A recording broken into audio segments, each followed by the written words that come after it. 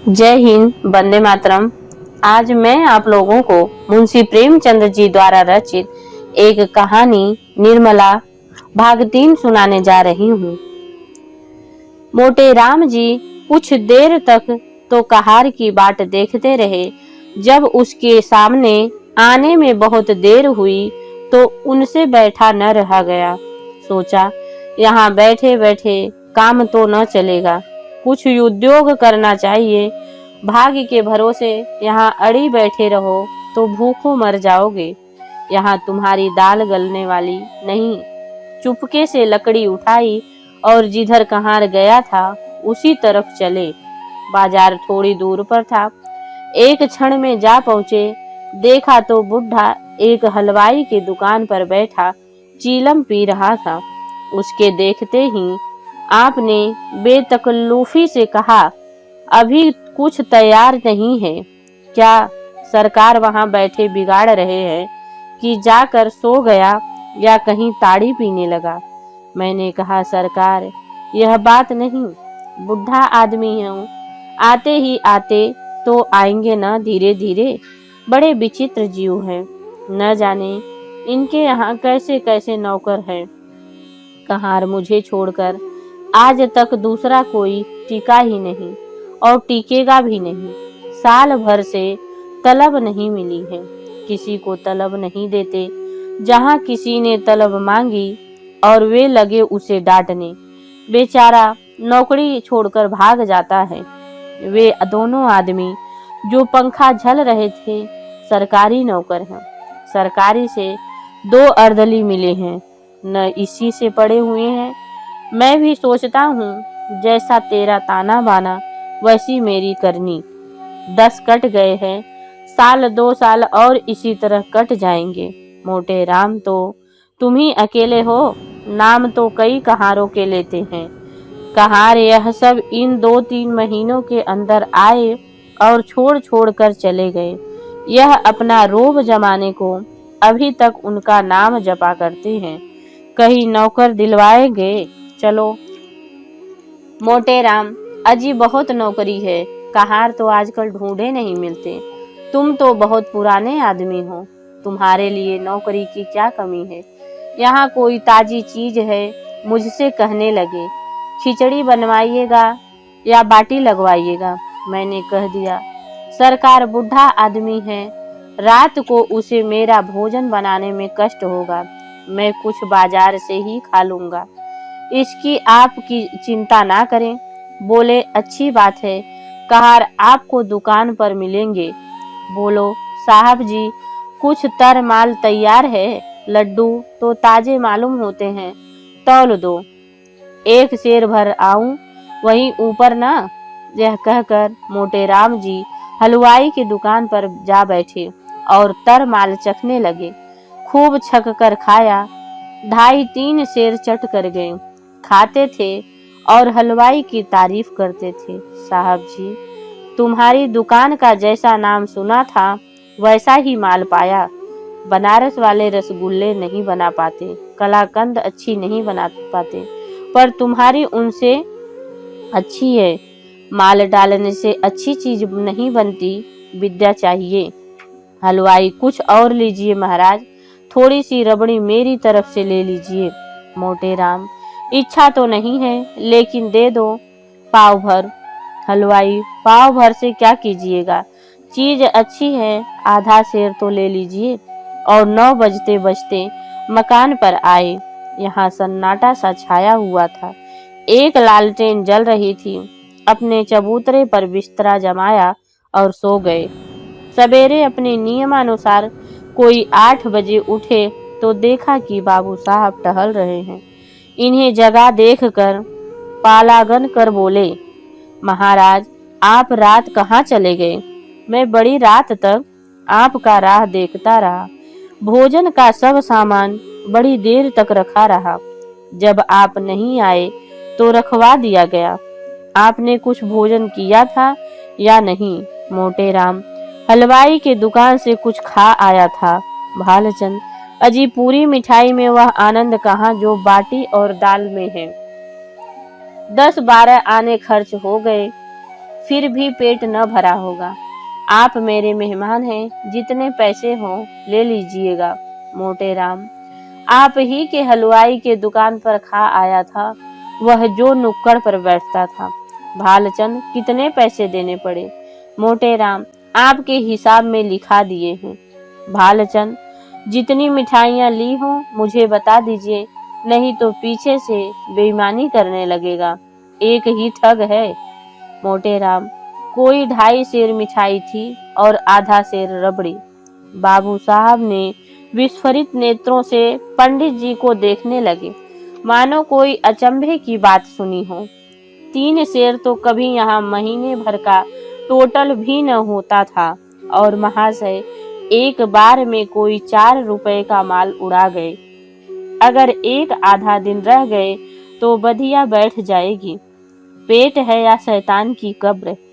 3 सेर कुछ ठिकाना है। उद्विग्न दशा में दौड़े हुए अंदर गए और रंगीली से बोले, कुछ सुनती हो? यह महाशय कल 3 सेर मिठाई उड़ा गए। 3 सेर पक्की तौल। रंगीली बाई ने विस्मित होकर कहा, अजी नहीं, 3 सेर भला क्या खाया जाएगा? आदमी है या बैल? भालचंद, 3 सेर तो अपने मुंह से कह रहा है, 4 से कम न खाई होगी, पक्की तौल। रंगीली, पेट में सनीचर है क्या? भालचंद, आज और रह गया तो 6 सेर पर हाथ फेरेगा। रंगीली, तो आज रहे ही क्यों? खत का जवाब देना हो देकर विदा करो, अगर रहे तो साफ कर देना कि हमारे यहाँ मिठाई मुफ्त नहीं मिलती। खिचड़ी बनाना हो बनाओ और खाओ, अपनी राह लो।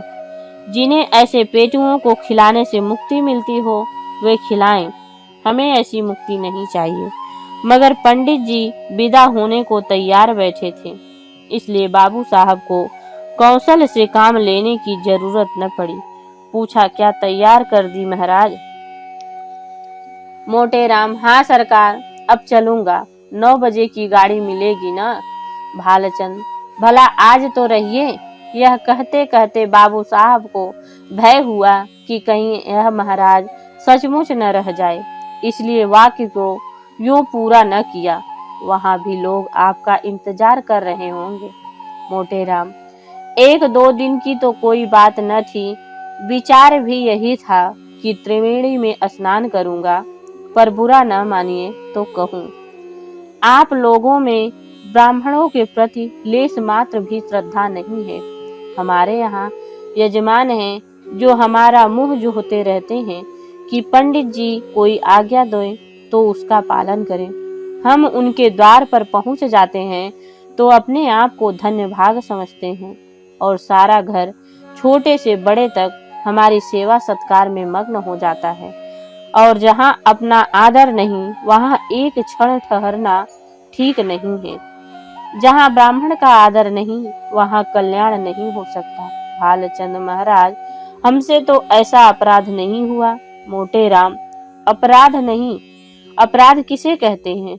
अभी आप ही ने घर जाकर कहा कि यह महाशय 3 सेर मिठाई चट कर गए, पक्की तौल। आपने अभी खाने वाले देखे कहाँ? एक बार खिलाइए तो आंखें खुल जाएं। ऐसे ऐसे महान पुरुष पड़े हुए हैं जो पसेरी भर मिठाई खा जाएं और डकार तक न लें।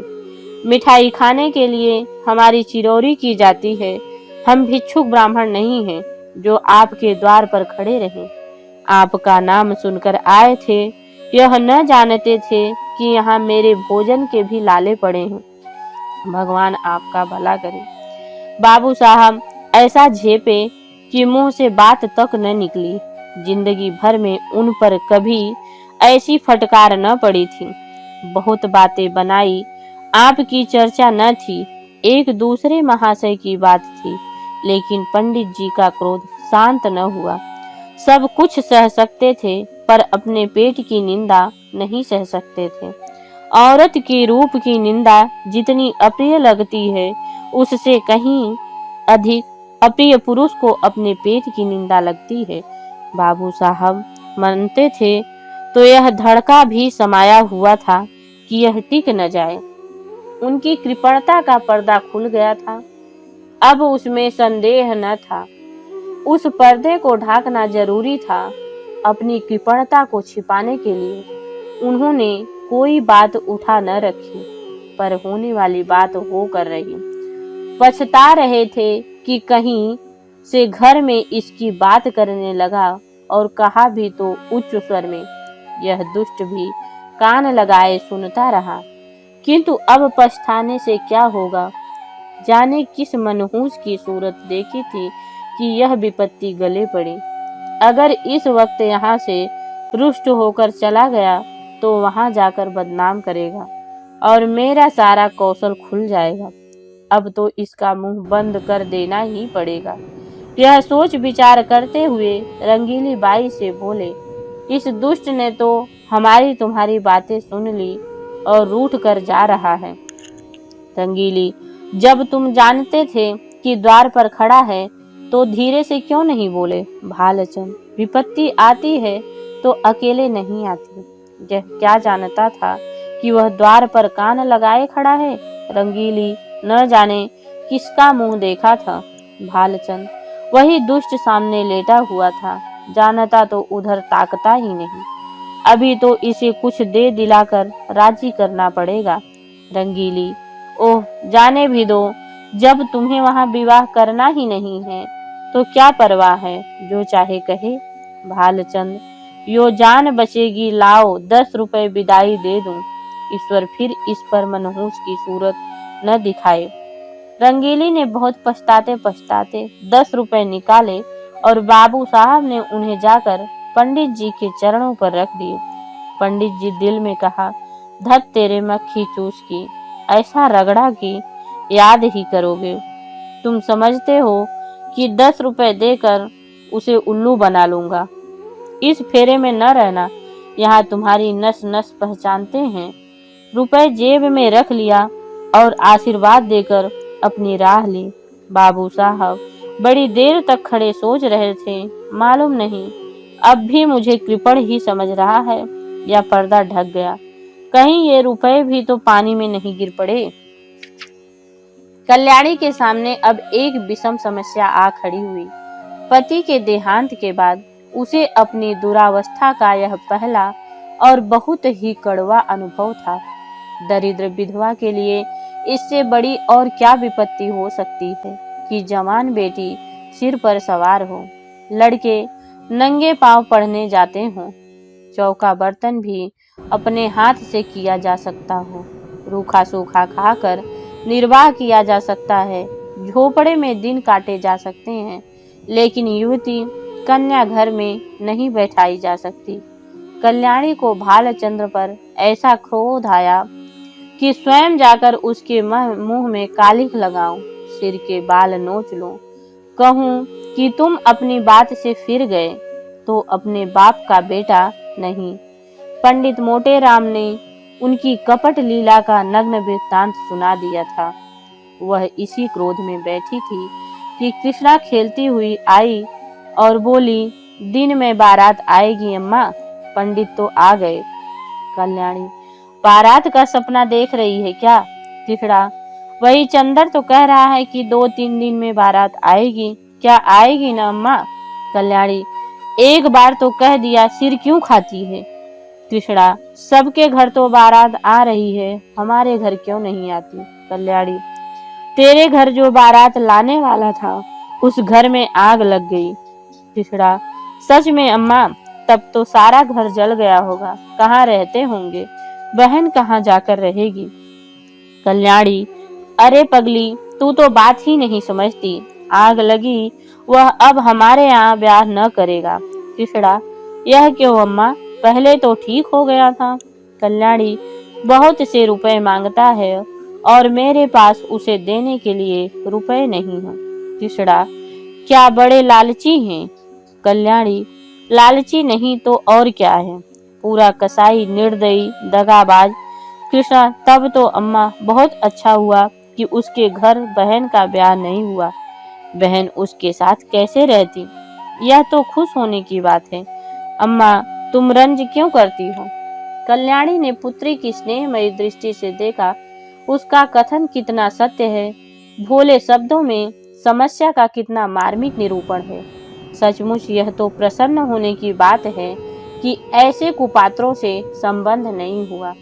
रंज की कोई बात नहीं है। ऐसे कुमानुषों के बीच में बेचारी निर्मला की न जाने क्या गति होती। अपने नसीबों को रोती। जरा सा घी दाल में अधिक पड़ जाता तो सारे घर में शोर मच जाता। जरा खाना ज्यादा पक जाता तो सास दुनिया सिर पर उठा लेती। लड़का भी ऐसा लोभी है। बड़ी अच्छी बात हुई, नहीं तो बेचारी को उम्र भर रोना पड़ता। कल्याणी यहाँ से उठी तो उसका हृदय हल्का हो गया था। लेकिन विवाह तो करना ही था, और हो सके तो इसी साल, नहीं तो दूसरे साल फिर नए सिरे से तैयारियां करनी पड़ेगी। अब अच्छे घर की जरूरत नहीं थी, अच्छे वर की जरूरत न थी। अभागिन को अच्छा घर वर कहाँ मिलता। अब किसी भांत सिर का बोझ उतारना था, किसी भांति लड़की को पार करना था। उसे कुएं में झोंकना नहीं था।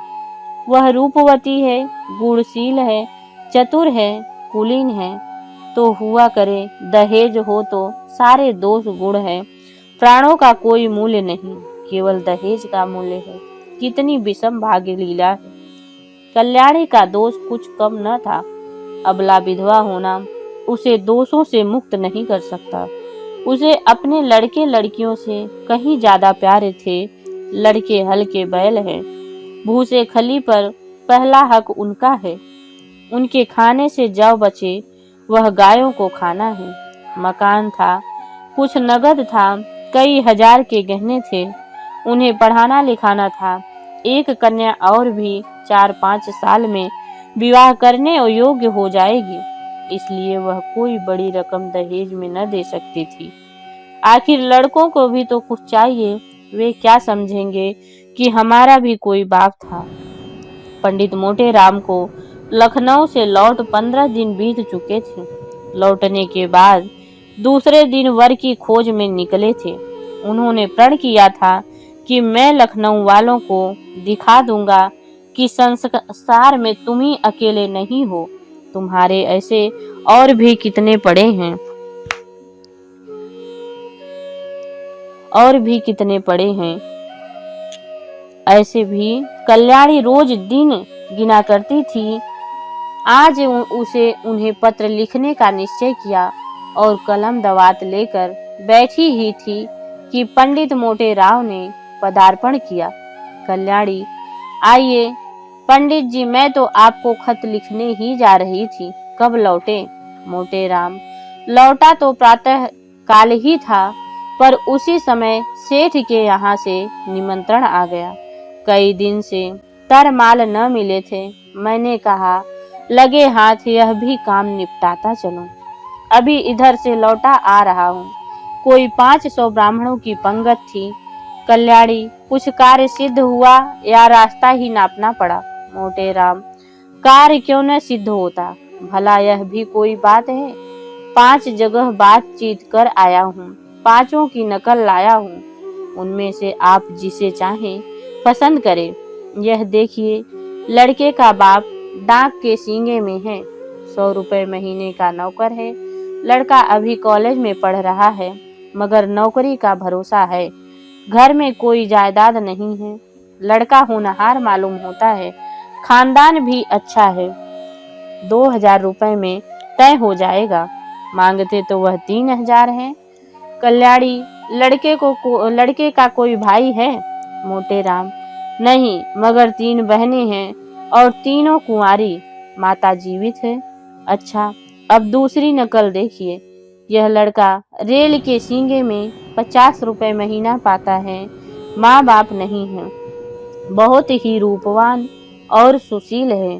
शरीर से हिष्ट पुष्ट कसरती जवान है, मगर खानदान अच्छा नहीं है। कोई कहता था माँ नाई थी, कोई कहता था ठकुराइन थी।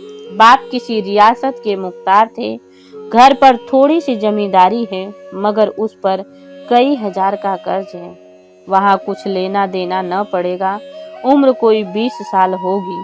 कल्याणी, खानदान में दाग न होता तो मंजूर कर लेती, तो मक्खी नहीं निगली जाती। मोटे राम, तीसरी नकल देखिए। एक जमींदार का लड़का है, कोई 1000 सालाना नफा है, कुछ खेती बाड़ी भी है।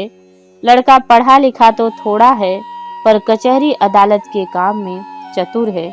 दुहाजू है, पहली बार स्त्री के मर जाते हुए 2 साल हुए। कोई संतान नहीं है, लेकिन रहन सहन मोटा है, पीसना कूटना घर में ही होता है। कल्याणी कुछ दहेज मांगते हैं। मोटे राम, इसकी कुछ न पूछिए, 4000 सुनाते हैं। अच्छा, यह चौथी नकल देखिए। लड़का वकील है, उम्र कोई 35 साल होगी, 300-400 की आमदनी है। पहली स्त्री मर चुकी है, उसके 3 लड़के भी हैं। अपना घर बनवाया है, कुछ जायदाद भी खरीदी है।